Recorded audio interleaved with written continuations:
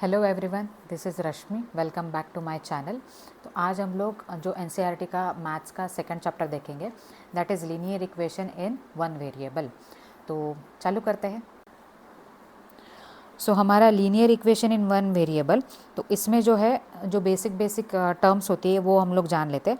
बाद में हम लोग चैप्टर के मेन पॉइंट पे जाएंगे। तो यहाँ पे अलजेब्राइक एक्सप्रेशन क्या होता है, हम लोग क्या लिख सकते हैं यहाँ पे अलजेब्राइक एक्सप्रेशन में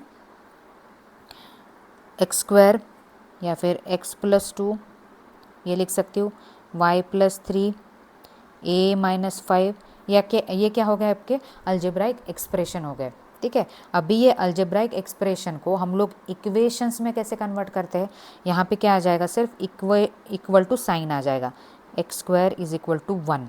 ये हो गया आपका एक इक्वेशन। दूसरा क्या आ जाएगा, x+2 = 0, y+3 = 6, a-5 = b। तो ये क्या होगा हमारे इक्वेशन के फॉर्मेट में, मतलब यहाँ पे क्या हो गया हमारा इक्वेशन साइन आ गया। इसको क्या बोलते हैं, इक्वेशंस बोलते हैं। अभी लीनियर इक्वेशंस क्या होते हैं, ठीक है, लीनियर इक्वेशन होते हैं x+1 = 0, ये एक हो गया। दूसरा और कौन सा हो सकता है, xy+2 = 5। तो यहाँ पे क्या हो गया, आपके दो वेरिएबल हो गए।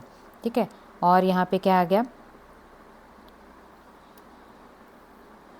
2a + 3b = 6। ये भी क्या हो गया आपका लीनियर इक्वेशन। ठीक है, तो यहाँ पे ये जो है आपका लीनियर इक्वेशन में जो वेरिएबल है, कोई भी वेरिएबल लो, यहाँ पे a low, b low, x low, y लो, ठीक है, इसका हाईएस्ट पावर क्या है आपका 1 है, तो ही हम लोग इसको क्या बोल सकते हैं, लीनियर इक्वेशन बोल सकते हैं। ठीक है, अगर यहाँ पे आपका x² + 1 = 0, तो x का हाईएस्ट पावर क्या हो गया हमारा 2 हो गया, तो ये लीनियर इक्वेशन में कंसिडर नहीं किया जाएगा। तो लीनियर इक्वेशन में वेरिएबल का पावर क्या होना चाहिए, हाईएस्ट 1 होना चाहिए। ठीक है, सो highest power of variable is 1। तो ये कंडीशन होती है हमारी लीनियर इक्वेशंस की। ठीक है, अभी देखते हैं linear equations with one variable, तो हमारा चैप्टर का नाम ही है। तो अभी जो ये लीनियर इक्वेशंस में थे, वो मैंने एक इक्वेशन में दो भी वेरिएबल यूज़ किए थे। ये जो इक्वेशन है इसमें मैंने क्या यूज़ किया, x और y भी यूज़ किया। ठीक है, और दूसरा जो था 2a + 3b जो था, इसमें भी a और b दो वेरिएबल यूज़ किए। तो हमारा जब linear equation with one variable है, तो इस चैप्टर में हम लोग सिर्फ एक वेरिएबल के लिए सीखेंगे। तो इसके क्वेश्चंस क्या हो सकते हैं हमारे, 3x + 1 = 2x + 5। ये क्या हो गया हमारा, एक सी यूज़ हुआ है, मतलब एक ही वेरिएबल यूज़ हुआ है। तो ठीक है, तो ये हो गया इसका एग्जाम्पल। तो इसी टाइप के हम लोग क्या देखेंगे, अभी इस चैप्टर में क्वेश्चंस देखेंगे। ठीक है, अभी देखते हैं नेक्स्ट पार्ट। अभी एक एक करके देखते हैं। तो जैसे मैंने बताया पहले भी कि ये x जो होता है, ये अभी इक्वेशन है, इसके पार्ट्स हम लोग देखते हैं कि क्या क्या होते हैं। तो ये x है, तो ये x को क्या बोलते हैं हम लोग, वेरिएबल बोलते हैं। ठीक है, तो ये याद रखना है, अगर कहीं वेरिएबल इक्वेशन के फॉर्मेट में आपको दिया है, तो वेरिएबल क्या होता है ये आपको मालूम होना चाहिए। तो यहाँ पर ये x क्या है, आपका वेरिएबल है। और ये जो = का साइन है, इसको क्या बोलते हैं, इक्वालिटी। और ये पूरा जो टर्म है या फिर ये पूरा जो इक्वेशन है, इसको क्या बोलते हैं हम लोग, इक्वेशन। ठीक है, इसको एक्सप्रेशन नहीं बोलते हैं, इसको इक्वेशन बोलते हैं। ठीक है, तो ये हो गए इसके पार्ट्स। अभी और क्या है हमारा, 2x - 3, ये क्या है, = साइन के लेफ्ट साइड में है। ठीक है, तो इस पार्ट को हम लोग क्या बोलते हैं, लेफ्ट हैंड साइड। ठीक है, लेफ्ट हैंड साइड, या फिर इसको क्या शॉर्ट टर्म में क्या बोलते हैं, LHS, लेफ्ट हैंड साइड। और 5 क्या है, इक्वेशन के राइट साइड में है, तो इसको क्या बोलेंगे, right hand side, right hand side. और क्या बोलेंगे इसको, RHS।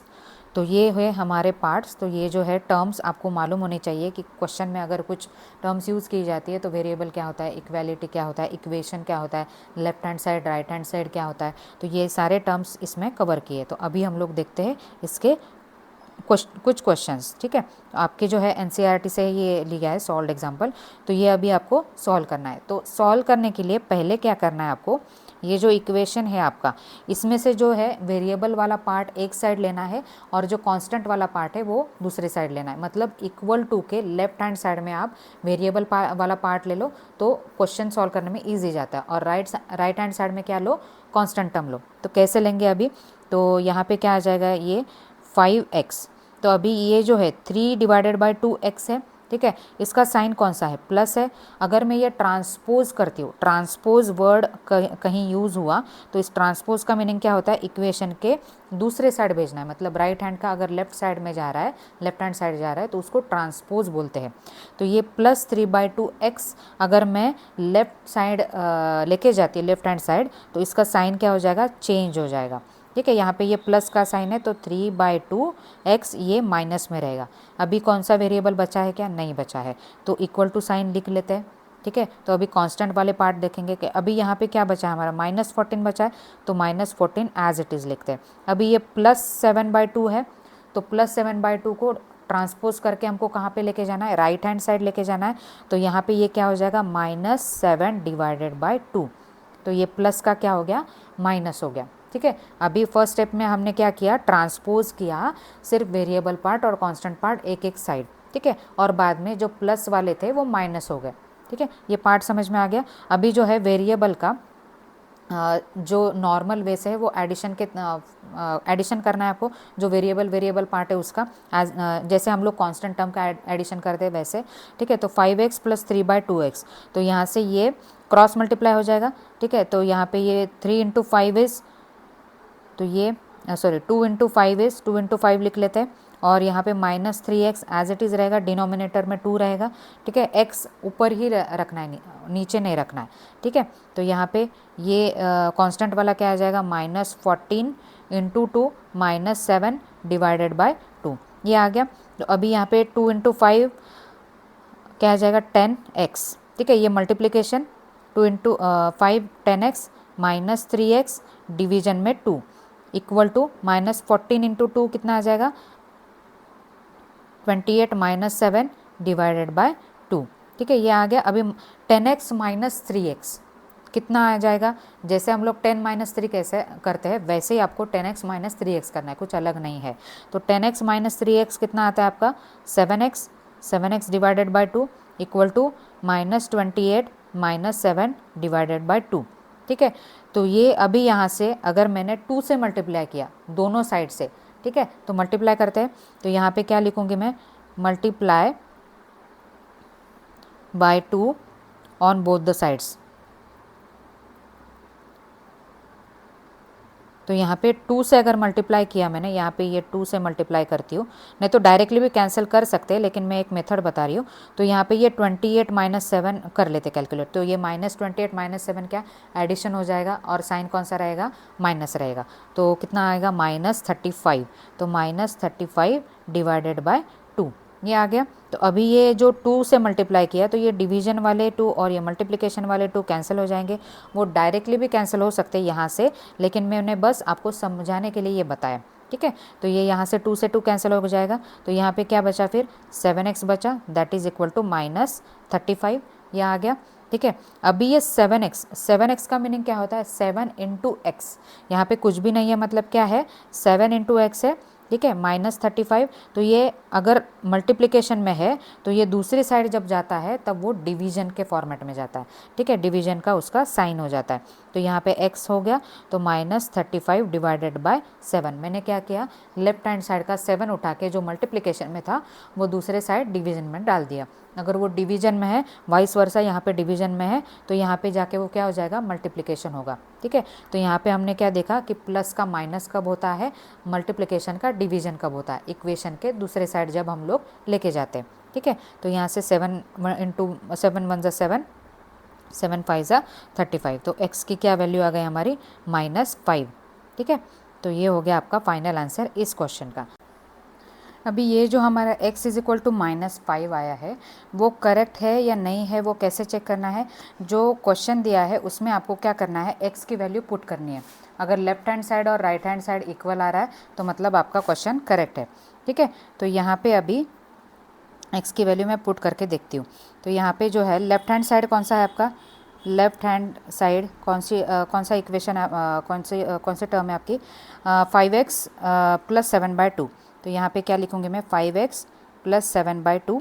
तो इसमें क्या है x की वैल्यू -5 पुट करेंगे तो यहाँ पे 5 इंटू -5 आ जाएगा प्लस 7 डिवाइडेड बाय 2 आ जाएगा। ठीक है, तो -25 प्लस 7 डिवाइडेड बाय 2।